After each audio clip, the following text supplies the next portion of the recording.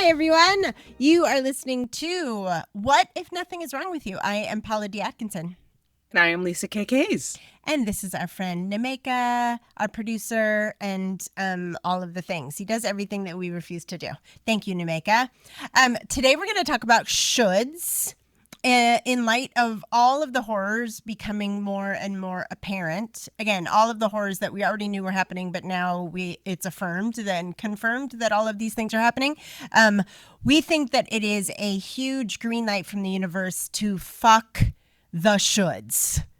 Because fuck them. Because who you have been cursing more on this podcast since seated rivalry came into existence. Yeah. Oh, I didn't know that. I feel like if a linguist were to do an analysis, it would be like heated rivalry came out, and then Paula started cursing more. Well, I would love to point out the heated rivalry came out intersected with me turning 50. So I think it's a vast tapestry of why I am cursing more. Yes, and also because of the shoulds, and also because of the everything's a scam and nothing is real, and the people who had invented all the shoulds are evil, depraved monsters. So yeah, that's probably true. I like the feedback there. So we're gonna get into why what shoulds are and why you should resign from them because they are making your life miserable. But first, we're going to talk about some chit chat. So Lisa, you first have some skiing misadventures. I have. It is should adjacent. What I want to convey.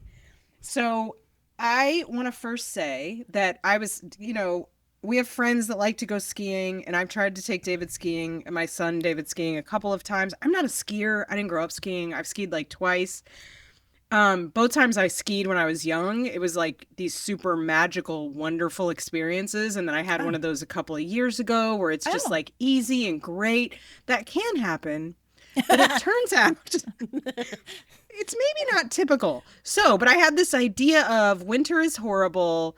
If Correct. I can get David into skiing, that's like a thing we can do. He's kind of an adrenaline junkie. Maybe this, and I had this magical whatever. The whole week before we were supposed to go, and actually even before I went and got the skis and did all this stuff, I had this feeling that we really should not go skiing. I just had that instinct about this is not, but I was like, no, we're doing it. We're committed. I ignored my instinct. Yeah. And as somebody recently said to me, which I loved, occasionally we should ignore our instincts just to remember that we should listen to our instincts. Because if you listen to them, you don't always get the confirmation that you should listen to them. Anyway. That's true. So David and I literally everything that could possibly go wrong went wrong. On our ski, the boots were sized wrong. The boots didn't fit the skis. Anything, the line was too long. If it could go wrong, it was going wrong. And I finally get him into his little class and I send him off and I finally sit down after wrangling the equipment. You do all the things. And in 10 minutes, he's crunching back up to me. Oh no.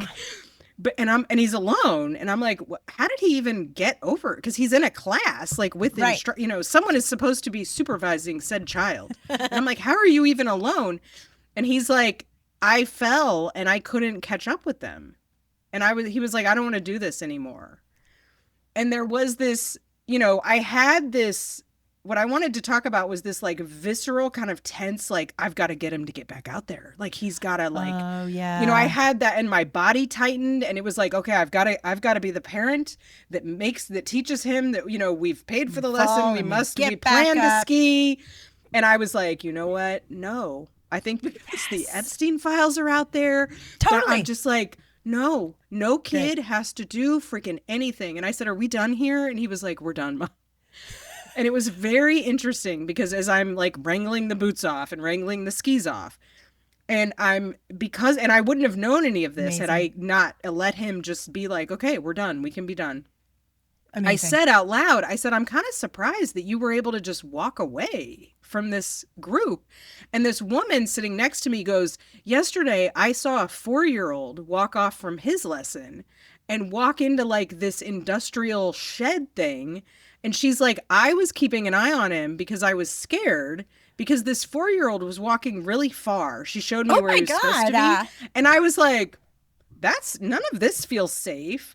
And then I've learned with my son, if David says the vibes are off, the vibes, listen to the children. the vibes are on. Like if David says we shouldn't get on that plane, I'm not getting on the plane. Like right. So we're in the car and we're kind of, and he goes, Mom, what did he goes, he didn't even notice that I fell. And so I was like, you fell off your, and he was like, yeah, he didn't notice. And that's why, like, by the time I got up, I couldn't catch. And I was like, and then he said, I was like, how many kids? And he goes, well, there were like 9 because the line was so screwed up that all the classes got backed up. So this one guy, I assume they sent multiple instructors. I was like, so wait, one guy had 9 kids who are beginner skiers.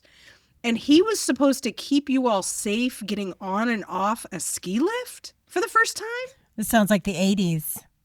Like that, like viscerally terrified. I was like... Yeah. And I said to him, David, I want you to know I'm so proud of you. Nice. That you just said, like, Mom, I'm done. And you listened to your instincts because, we don't need to be doing things that, like, feel dangerous to us. And if something feels dangerous to you, I want you to know, like, you can tell me, or like if it just doesn't feel good or you just don't want to. I was like, but I think you were reading appropriately, like, this is not safe. Yeah. And I think you were right. And so but I had to work through all these shoulds of like, I'm a bad mom and I'm teaching him that he can just give up. And I just was aware of that programming. Teaching is allowed to give up. But you should see how many parenting books. Oh, I know. Right? Tell me that was the wrong move. And so I just wanted to talk about and like name, now that we know that half of the parenting crap came from these stupid white men that want. Did you know Bill Gates wrote a freaking parenting book? Shut up. Everybody shut up about like all of this. I can't anymore. It's like they made it up. All this stuff. And so it's like, just listen. I mean, I even think back on when they were young and like I mostly listened to myself, but there was some parenting stuff I listened to. I regret all of it. I regret everything I listened to. Written by it was not innately my instinct. So everyone, nobody should do anything, not even kids, if they don't want to. Like, especially kids, actually. Because they need to learn, kids. Like, they get to have limits. There's all this stuff coming out about how, like, we're training them to be compliant and to just get, and anyway. Obedient. Yes. It's gross. It's super gross. Also, if your instinct says don't go skiing, I said to David, are we not a skiing family? He was like, I think we're not, Mom. It's cold. We're not. He's like, I like sports that are easy. And there's enough like white people skiing. We'll do that. We'll do something where you can just fall in the ocean instead of like climbing up something. Oh my God, I love all of that. My 2 thoughts are, it reminds me of a t-shirt that I keep telling everyone about that I saw somebody wearing that says, if you have a man, tell him I said, shut the fuck up. It's genius. Brilliant. So good. Also, I never knew, again, this podcast is just me telling you that my mom raised me the opposite of everything. And my mom let me quit anything. If she would sign me up for things, I would be like, I don't like it. She's like, okay, but you have to finish, the number of classes that I signed up for, and then you're allowed to quit. You have to choose something else, but you're always allowed to quit. And I never knew how rare that was until I got older and I talked to I have a friend whose parent always said, well, you could quit tomorrow. Well, you can quit tomorrow. Like, ew, no, I fucking hate soccer. No, I don't want to do this. Like, you're teaching children to not listen to their bodies, which is how they end up on Epstein Island. Right? Yeah. I mean, because I had the whole, like, well, we have to finish the session. And especially now, and especially also, I've noticed that when kids come to me and they're like, that teacher's got it out for me, or like, I don't like, and it's so tempting to be like, oh, come on. Like, it's, but instead I'm always like, okay, tell me what you're seeing. Like, that could, like, we are so trained to like gaslight them and kind of dismantle and think that kids are liars. It's like, what? Every adult in a school is a good person? I mean, come on. Like, have you seen the news in the DMV? Like, that's how not old true. Were you when you learned all of your teachers were alcoholics? Yeah, and like, why would children not be able to pick it up? And so it's like, it's not hard, but you just hear parents be like, oh, she thinks this, and I'm always like, okay, then that might be true. How do you want to deal with it? What do you want? Kids aren't liars, adults are. No, yeah. Right? Why? What does he have to lie about? Right? Like, yeah. Totally. Well, and I think she has it out for me. Can't be a lie. Like, you don't know. Like, but it's like, if that is your sense, okay. Great. what do you want to do about that? Do you need help from me? Do you want to just deal with it? Like, but I don't know. Totally. I'm done with the shoulds with the children. Yes. We're not shoulding the children. Great. Well, I have my chit chat is a fantastic movie about burning down all the shoulds. The movie Send Help, starring Rachel McAdams, who deserves an Oscar for this movie. Literally, I'm not kidding. She deserves an Oscar. The character is so good, so incredible. Rachel McAdams is so underrated. She's brilliant. I also just saw an interview where Margot Robbie said every audition she used to go on when she still lived in Australia, she would watch Rachel McAdams' audition tape from The Notebook as her warm-up. And she would tell herself, if I'm half as good as that audition, I'm doing good. Which is incredible, and everybody should watch Rachel McAdams' audition from The Notebook. Anyway, the whole movie is about this woman who's doing everything she should and still not getting ahead because the entire world is run by disgusting white ogres. And so then it's a whole, like, we're on a deserted island thing, and the power shift changes because she and her boss are on a deserted island. It's brilliant. It's genius. It's Sam Raimi, so it's really fast and kind of funny. It's a little horror-y.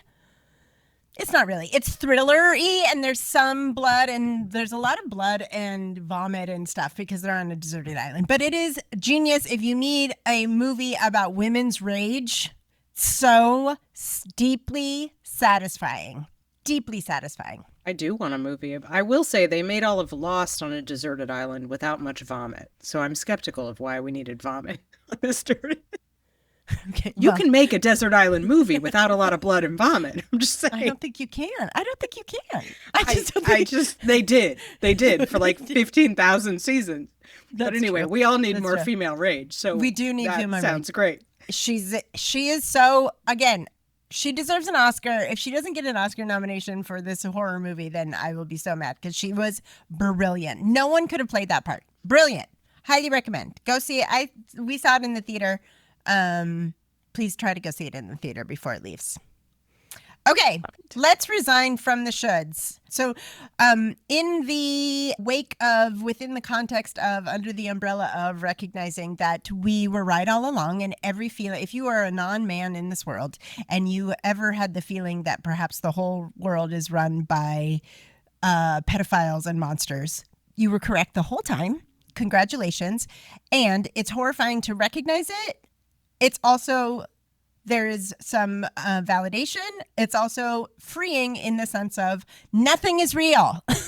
None of the rules apply. It's all a fucking scam. I've been saying that for 1,000 years, ever since I was 4. So now it's really real. So we are resigning from some shoulds, and we're going to tell you how to do that and why to do that. I think actually I'm looking at the thing. I think you should go first, and I'm going to change the order of this. Okay. I think yours sets up sort of like the premise, So sure. I think if you should go first, and I'll put go this first. Later. Okay, great. I'm going to go first. And shocking to everyone, I'm going to get really woo-woo on you, first of all. So what's true about the verb should is that it is inevitably a story that comes after the verb should. So if you're using the verb should, that means what follows it is something that is not happening in reality, or else you wouldn't use the verb should. Again, this is going to get a little convoluted, but stay with me. So every should is a story, and every should is arguing with reality. I'm stealing a lot of this from Byron Katie. I don't know if any of you know Byron Katie, but she was this psychic witch who was very similar to Eckhart Tolle, who I'm about to quote. She was deeply depressed, hated herself, hated her life for most of her life, and then she had a spiritual experience. She sort of woke up from the delusion of believing that she was a separate human being, and she taught us all how to better deal with our brains that are constantly screeching at us. And one of her things that she talked about was shoulds. And the most painful shoulds, she said, are the ones that we do to ourselves. So if we believe in a delusion of I should be different, I should want something different than I want, or I should do something different than I want to do. Anytime you are thinking one of those things, you are suffering because you are arguing with yourself, you are arguing with reality, and it's painful. So Byron Katie says, when we believe our thoughts, when we tell ourselves a story, we suffer. I should be thinner. That's a story. When there's no story, there's no suffering, right? So you're arguing with the reality of how your body is in this moment. That's optional. You don't have to do that. That's the thing about shoulds. They're totally optional. You don't have to participate in that, right? She said, I'm completely available to joy, to fun, to delight, because I'm not busy dictating how I should be. When you give up the idea that I should be different than I am in this moment, then you are available to the moment, which means you're available to joy, which means you're available to delight, which means you're available to expansion, which means you're available to information, which you and I talk about a lot, Lisa, in terms of intuition, right? If I'm sitting here being like, I should be thinner, prettier, younger, smarter, blah, blah, blah, blah, blah, blah, I'm not picking up on any information, which is precisely why the culture wants you to be in a constant state of, I should be different than I am in this moment, right? Because they don't want you to pay to go skiing and you have a miserable time. Right. Or then you end up on a date with somebody, because, right? Or, then you're not listening to your intuition if you are arguing with who you are or what you want or what you actually want to be doing, which might be running the fuck away, getting the fuck out of there. I am cussing a lot more. You are. I'm into it. Let no one say that art has no impact, although you think it's being 50. We don't know. We're going to conduct research. We may have to. Let's see how much I'm cussing before and after. And then Eckhart Tolle, who, if you guys don't know, is also a spiritual teacher who I love a lot. He's a weird little German guy. And he says, discontent, blaming, complaining, self-critique cannot serve as a foundation for a good future, no matter how much effort you make. So again, the idea that things should be different, my partner should be different, I should be different, I shouldn't want what I want, all of these and they're so implicit, I think, in our culture, and they're so implicit by the time you get to be 30, 40 years old, and they are in there, and you don't even know that you're arguing with reality. You don't even know in the moment that I am in a state of, I should be different, you should be different, this should be different.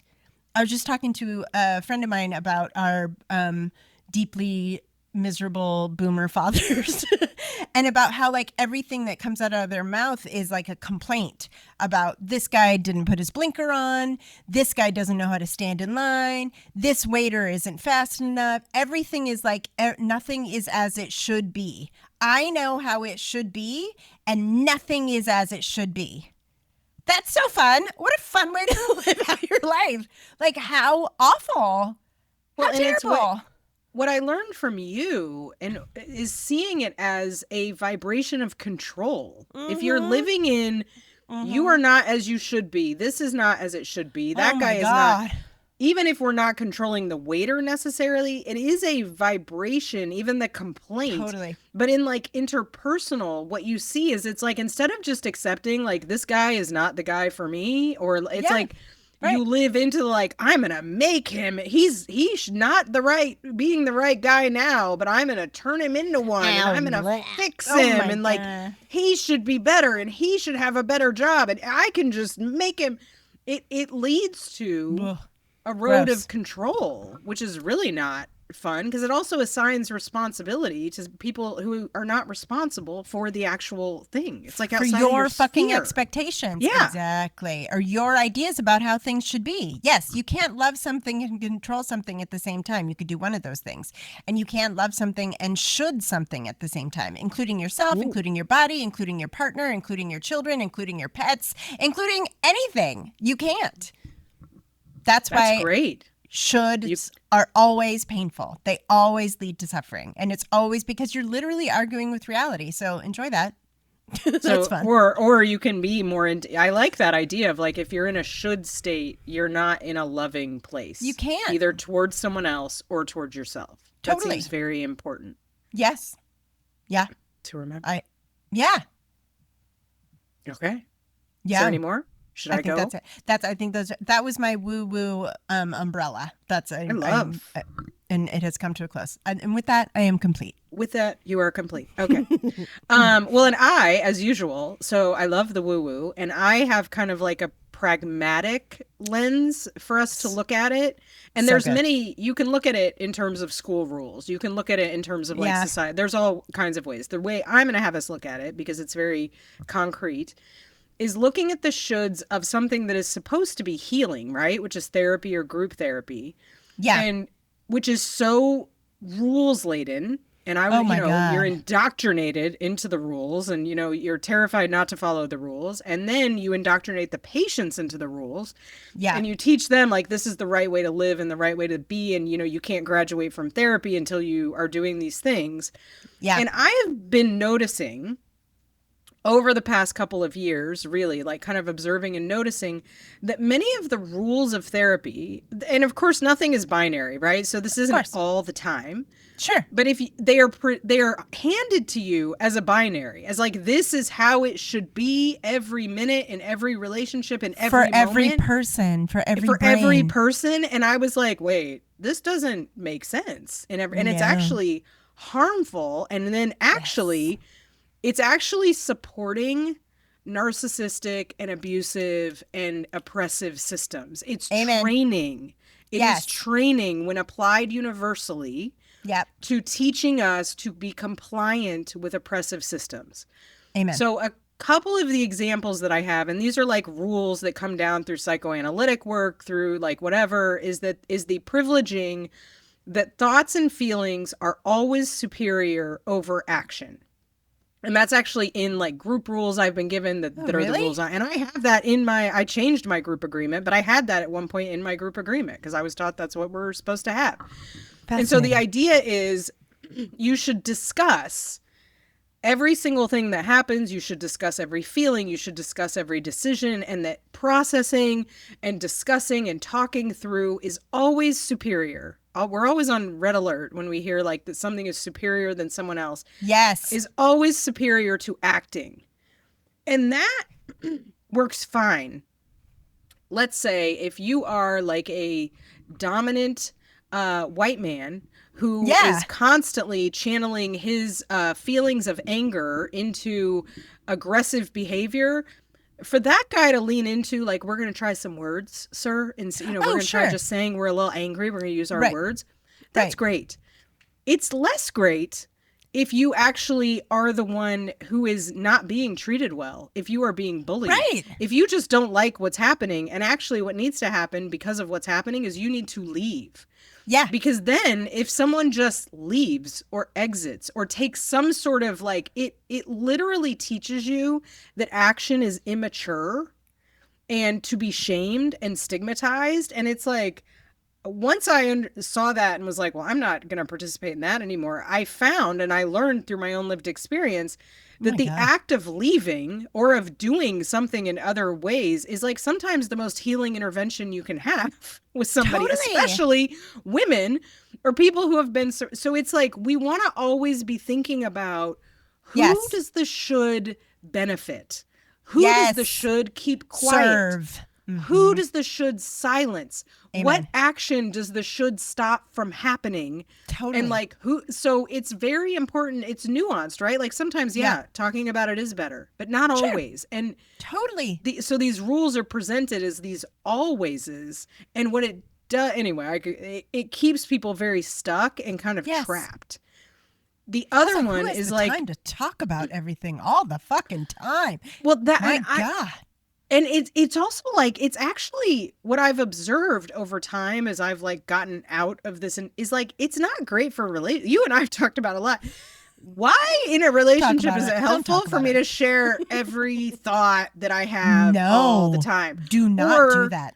To bring someone thoughts or feelings about things that they can't change. Like why? And that's often what is being, it's not kind. And the why is actually that is a feature of course of coercive control and abuse, because it's one of those like, if we're talking about it, you're staying, and I don't have to change my behavior. I don't have to treat you better. I don't have to. We're enmeshed, and we're staying, and you're staying, and we're talking, and it's like it tricks you into thinking something is happening. So progress is happening, and it's like it's not progress, and it's I don't know, it's once I saw it. So anyway, it's like, but these are shoulds that are literally like dictated to you as the Bible. Another one is like seeking approval or feedback from others, and that being and like that's a fine thing to do. Sometimes some of us want to work that skill. Some of us should learn, it might be helpful to be collaborative or get some input. That might be a learning curve we have. But like, really, the only approval that you need is your own. And that can be another way of like group and coercive control and teaching people to outsource their agency. So it's like that presented, people, right? You know, go ahead. Teaching people that everybody gets to have access to them, which is what we are talking about all the time, which is what women and non-men are taught, that everybody has to have infinite. I was just screeching about this last episode of A Heated Rivalry. That everybody gets to have infinite access to them. Absolutely not. Yeah, including like your own private thoughts or like, no. And it's like, there's nothing wrong with making a decision on your own. Like that is a perfectly, but it's really in certain therapy circles, it's vilified and demonized. And like you're being you're not a good person in a relationship and you're withholding and it's like, people are allowed to think about, they get to choose who they consult with or who they talk autonomy. to. Or like, yeah, that's autonomy. So it's this erosion of autonomy. And so keeping in mind, like, where did therapy come from? Oh, white men, like to serve what? Patriarchy and capitalism. It's like, if you start looking at all this, it gets pretty dark. So anyway, the last one I wanted to talk about, which Paula and I talk about often, is our analysis is violence theory.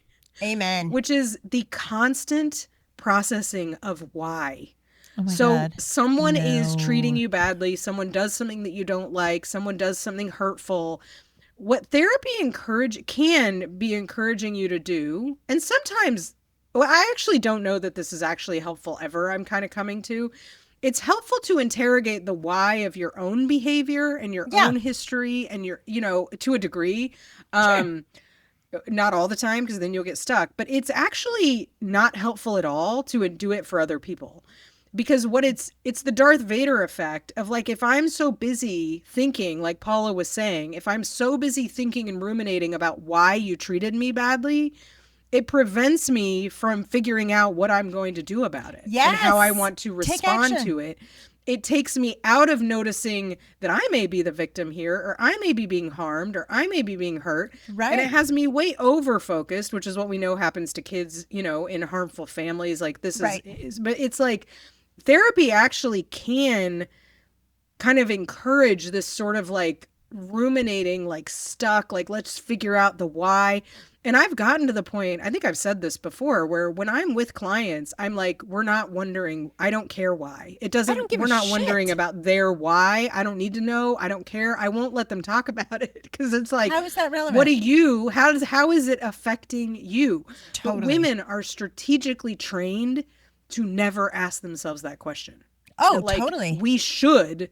So anyway, those are my pragmatic, but always be wondering, who does the should serve? Who is the should benefiting? And yes, because again, the should keeps you stuck. The should keeps you in a state of just like a should is all in your head because it's make believe, because it's a story, because it's not happening in real life. So it keeps you in this stuck space of not just like taking the action, not just being like, it turns out skiing sucks. Relieving. Yeah. Bye. Or just noticing, your experience of like, oh, I didn't like that he treated me that way. Maybe I'm not going to go on another date with him because this is how he rolls.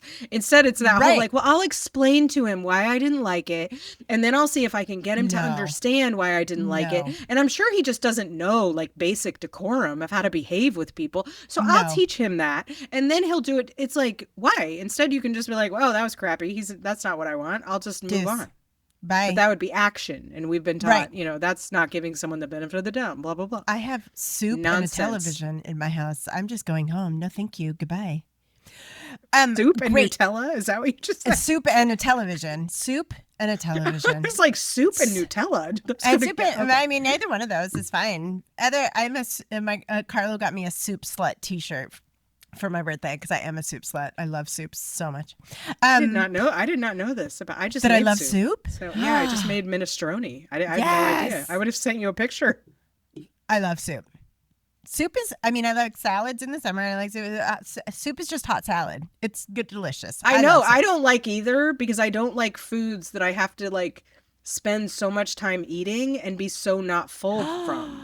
To me, it's way too much effort expenditure without enough payoff. It's like, especially the salads from Chopped, those things drive me. I'm like, by the time I've eaten it, I'm hungry from the effort of lifting the fork that many times. I have to go get another one.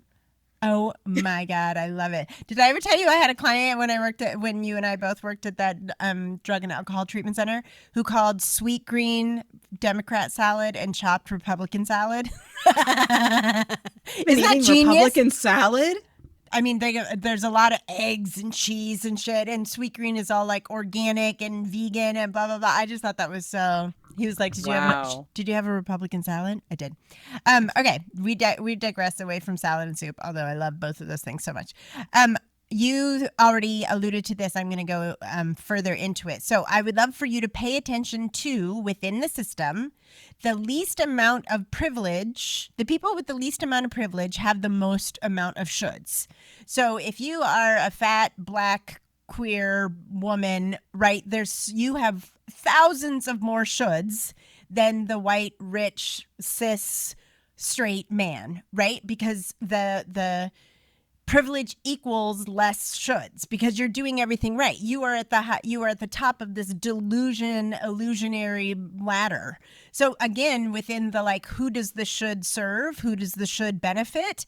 Recognize that the more shoulds you have on you and the more shoulds you have floating around in your head is a indication of the less privilege that the less privilege that you are participating in, you are agreeing to, you are aligning with the idea that I deserve more shoulds, which is why I would love to point out it is revolutionary whenever somebody with more shoulds / less privilege fucks with a should, like burns it all down.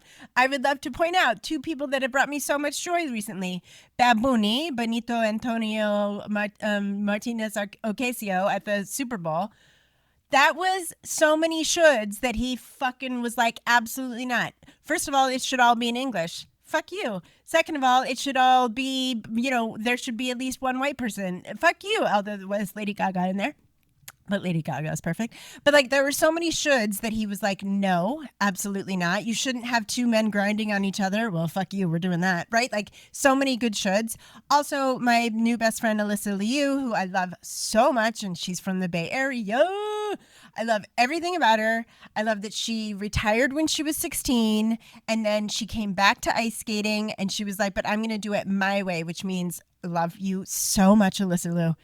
No one's going to tell me what to eat. No one's going to starve me. No one's going to tell me how many hours I have to be on my skates. No one's going to tell me shit.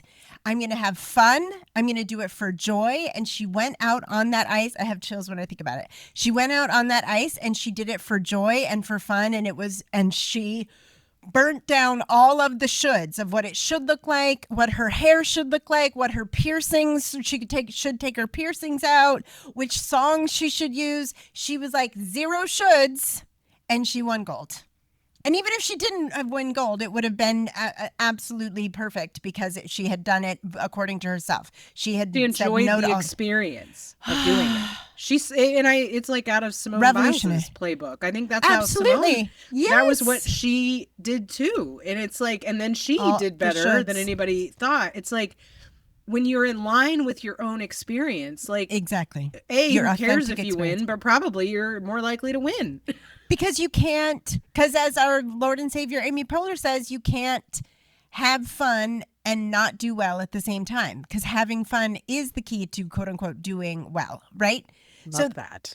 I was just talking to this friend I was talking about before about like how revolutionary it is. Every single time I, as a non-man on the planet, every time anybody with, again, less privilege, more shoulds, every time you turn down a should, you burn down a should in your head, you act in opposition to a made up should, it is revolutionary and it ripples out and it gives everybody more permission, right?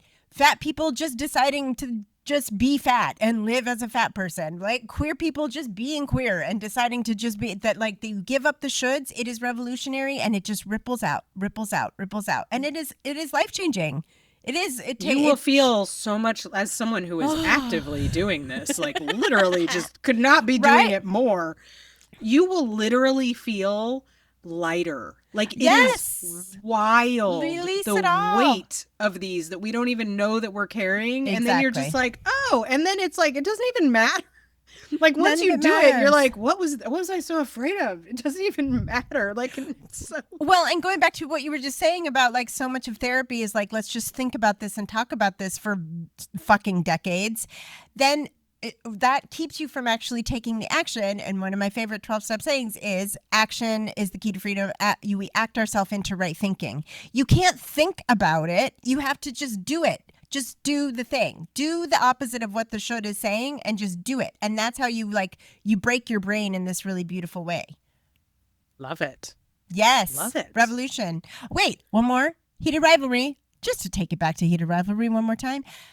When Jacob Tierney tried to make the show in the United States, and the people in the United States were dumb enough to say, no, they shouldn't kiss until like episode 4 or whatever. And he's like, oh, no, thank you. I'll have them fucking episode 1. Bye-bye.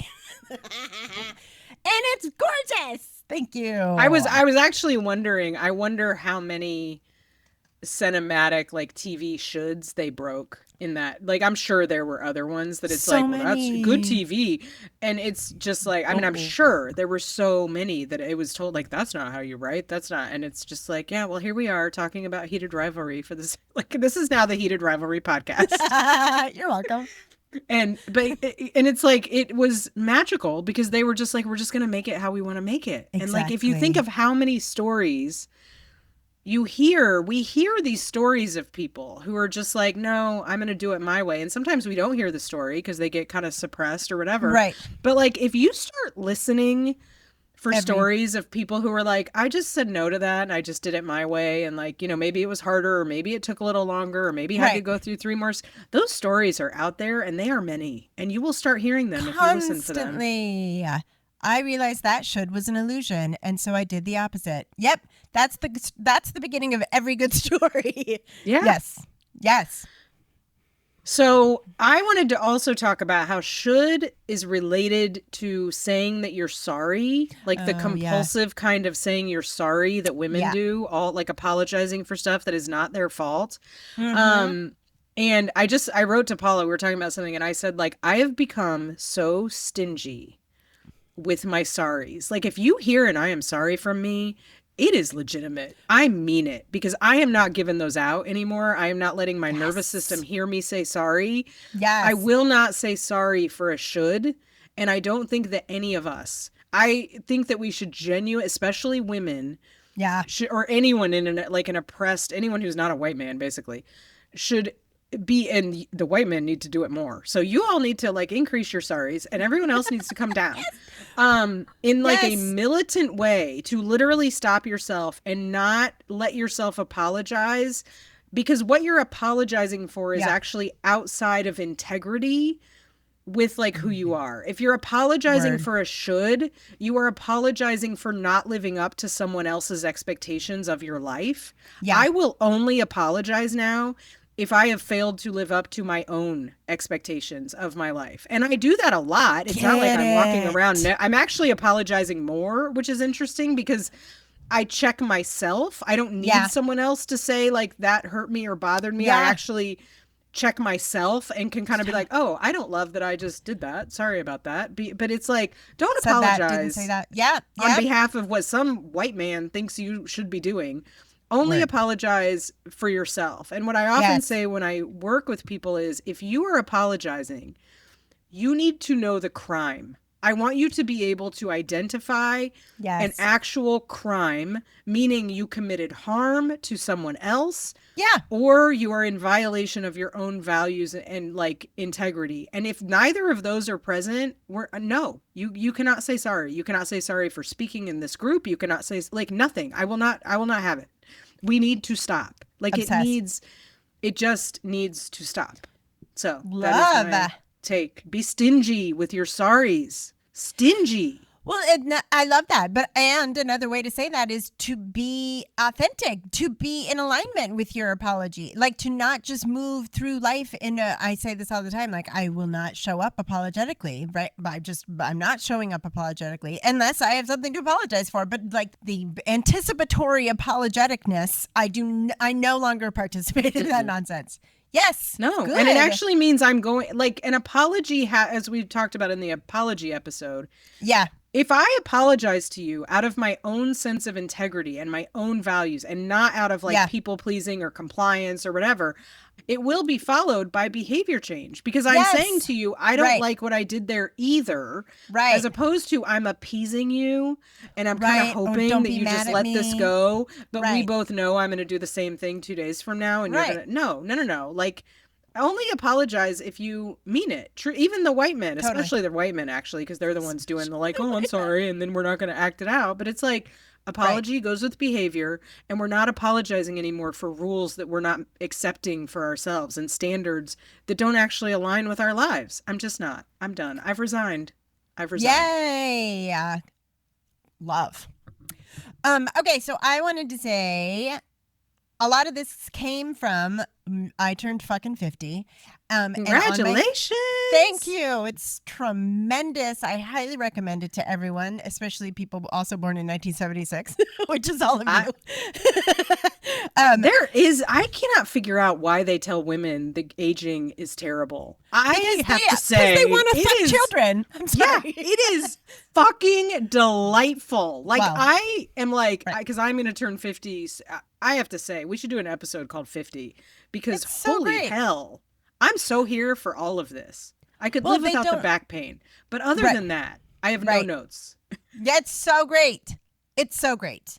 So on my 50th birthday, I went and got a reading, obviously, in my weird little desert town from this woman named Gita, who is a German psychic witch who lives in the high desert. Ugh, I love that sentence. And she did a little like Reiki, blah, blah, blah on me, whatever. The first thing she said is like, all of the women in your ancestry are right behind you, which is what every psychic always says when they do read my energy. And she said, and they are all telling you to fuck all of the shoulds. And I'm like, Gita, you have no idea. You said it in those words? She said, oh, Gita does not fuck around. Next time you're in town, we'll go to a Reiki circle with Gita. She's the fucking best. So great. I was like, you have no idea. So then we did a whole reading. I know I've said it in here before, but I just need to say it again in terms of resigning from all the shoulds. Permission, permission, permission. The opposite of perfectionism, the opposite of shoulds is permission. Infinite permission equals infinite choice. What Lisa and I are saying is not that you're just going to run around willy-nilly and blah, blah, blah. And I have a little quote about this in a second that I'll read from my beloved teacher, Ram Dass. But when you are in alignment, when you give yourself infinite permission, then you have a chance, only then do you have a chance to make an authentic choice. What do I want? Who do I want to be? What works best for me? And those are always in alignment with all beings, right? Like if it's coming from an actual aligned, loving place, an actual place of authenticity, it is usually not that I want to harm somebody. That's not the right answer. Like that's not what comes through. So to give yourself permission and to release all the shoulds, we think we need the shoulds in order to keep ourselves in line. But again, the people who are running everything are not in line. So not at all. So we do not need to be shoulding ourselves, keeping ourselves in line, keeping ourselves safe from what? You're not anything that you're not going to go off the rails if you stay in alignment with yourself, in authentic alignment with your true self. Yeah, well, it's like the Tara Westover quote about guilt is fear of your own wretchedness. And I want to add that, because I think it can be very confusing, especially for women who are taught to, as Paula ranted about last time, who are taught to manage the feelings of everyone around them. Correct. Sometimes when we act in alignment with ourselves, we are not doing it out of a desire to hurt. Oh, someone else might feel hurt. Yes. They might feel sad. They might feel disappointed. They might feel angry. They might feel lost. They might feel grief. I need to say that is part of the human experience. It is. None of those feelings are going to kill anyone. And that doesn't mean that you are committing harm. If you in your heart are just like, I need to do X, that's best for me. I can't do this anymore. That's best for me, blah, blah, blah. Even if someone is hurt, that doesn't mean that you committed harm. And so it's important just to be able to like discern that out, because part of what women have been indoctrinated with is if anyone has a bad feeling within because a mile of something radius, you're doing, you shouldn't do it. Right. And that is, again, who does that should serve? First, let's just all marinate on that. Exactly. But I just wanted to clarify that because I can see the women's minds spinning with the like, but what if what I want to do is upsetting to my children or it's like, that is part of life. That they will learn how to manage their sadness and disappointment. Great. We all need to learn how to manage that. Good Lord. If more men could manage that, we'd have a lot less violence in the world. Lord have Let's mercy. teach them young to be disappointed. To tolerate their own discomfort? Yeah, why don't we? Why don't we? Can we maybe give some master classes in that when they're 5 so we don't have to deal with school shootings when they're 25? I don't know. It's an idea. Well, and also like you're saying that, and she talks about this in The Artist's Way, that like when we have been brainwashed to constantly give ourselves away and funnel all of our energy into the feelings and the experience of others, when we stop doing that or do that a little bit less, it might affect them. They'll be fine. They'll be fine. No one has died yet from the withdrawal of female energy and attention. No one around me has died when I have resigned from compulsively accommodating their fucking experience. Yeah. They all seem to be doing okay. Yeah. Nobody's died of moping or pouting or it's like I have yet to see a case where someone pouting has killed someone. They'll be fine. So as a way of just, I think because we like to give a simple way to discern things. And technically, I think I learned this from Paula, so it's technically hers. But the way that I'm working with people on like dealing with the shoulds, and Paula likes to yell this, so I kind of have started adopting in some ways. Like I think my clients are like, "Why are you yelling at me?" But I'm just like, "What do you want? Like stop talking, like ruminating about the shoulds. What do you want to do?" And we have to work through your fear of your own wretchedness and like maybe like, what do you want? And it's like, that is if you are ruminating and going around about what should I do? What's the right thing to do? What's the ethical thing to do? What's the fair thing to do? And Lord, what about what he's going to think? And what about what she's going to think? And oh my God. What would Jesus do? What oh my God. do you want to do? Even if it takes you 2 years, because you might not know what you want to do, and that's okay. Like, but to focus it on your own experience, that is a different question than asking what should I do. So we can just transfer what should I do. There is no judge in the sky. There's nobody coming down with the right answer. There's nothing you can to do achieve. There's going to make everything go perfect, guaranteed. Something good and something bad and something complicated and something whatever. Like everything's complicated. Just what do you want? Just do whatever you want. At least get clear. I mean, if it is that you want to do something very harmful to someone, okay, but at least get clear about that. Within the sphere of like your own control and not harming people. Yes. But like what? And again, like I said before, if you get really, really clear and listen to your body more than your mind that's full of nonsense, a lot of times the thing that you want is the thing that's good for all beings. That's the beauty of it. It's just that you've been brainwashed to believe that you should be afraid of your own wretchedness, and that's not your fault. Yeah. Okay, 2 quotes that I love about shoulds. This is from Susan Campbell. She says, shoulds keep you from owning your own power to create the life you want. They keep you in denial about your actual feelings and situation. That's precisely what we're saying. Enough said. I mean, so good. Good. So good. Everybody just write that down. Rewind, write that in your journal. Look at that. Shoulds keep you from owning your own power to create the life you want. 1,000%. The denial. It is, like you said, the denial of reality. It's a denial of what you want. Right. So we're like circling the drain for 1,000 years about what I should do rather than like, let me get in my body and what do I actually want? Yeah. Yes. And then this is from my teacher that I quote all the time, my beloved Ram Dass.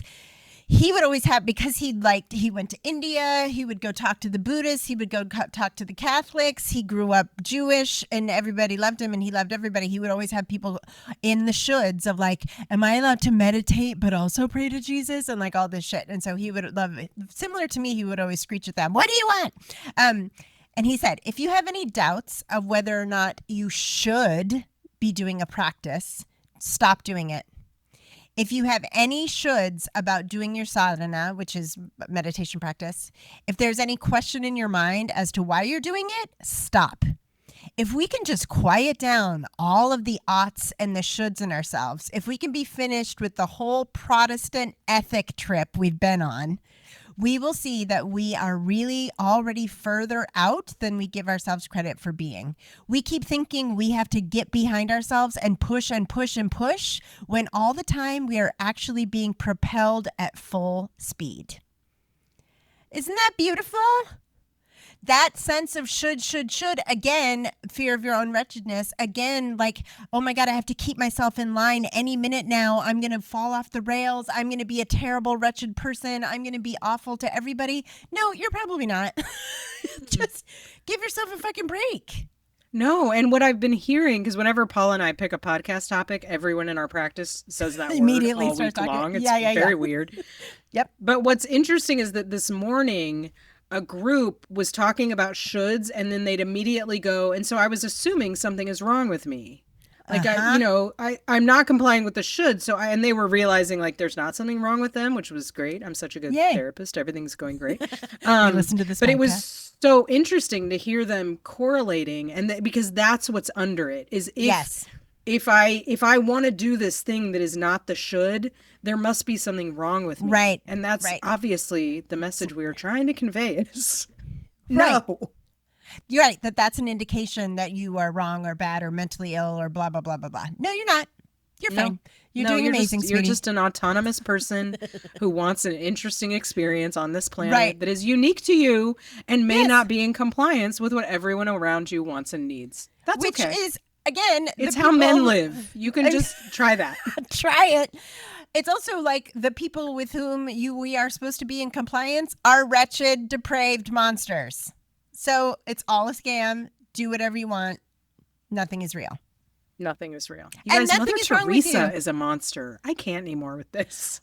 I mean, like no one, like do whatever you want, guys. Do whatever you want. Literally, do whatever you want. Just another indication of how psychic my mom was. My mom always hated Deepak Chopra. Hated that man. But I don't even really know. I didn't know his stuff. I don't know what that was about. You were also not a yoga teacher in the early 2000s. Yeah, so no, I missed that bus. But wow, the hypocrisy that I see in his quotes and his, I mean, it is something to behold. Was he on Oprah? Seems like all also the time. I mean, talking about the divine feminine, that piece of shit. Are the Epstein files all going to come back to Oprah? Is that what it is about?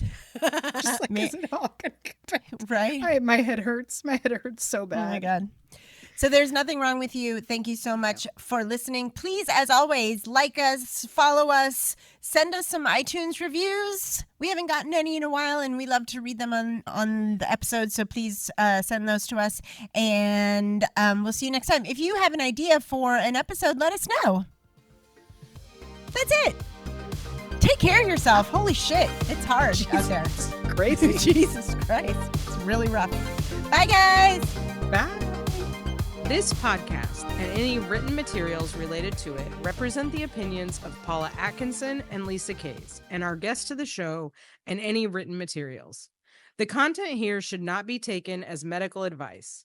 It is for informational and educational purposes only, and because each person is so unique, please consult your healthcare professional for any medical questions.